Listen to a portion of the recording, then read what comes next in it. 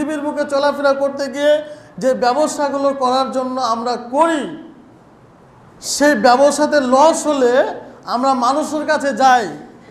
কিন্তু আপনাকে বলুন তো, আল্লাহর সাথে ব্যবসা করতে গিয়ে আপনার যদি লস তো হবেই না, সেটা আল্লাহ বলেছেন, তারপরেও ধরে নেন যে লস হচ্ছে, তো আপনি কয়দিন কোনো মানুষের কাছে গেলেন?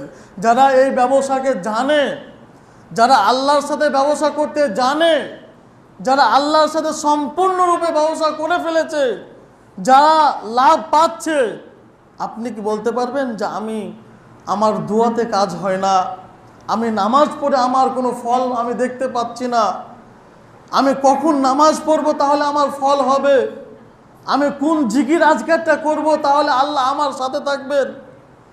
এই চিন্তা ভাবনা কি আমাদের কোনো সময় এসেছে?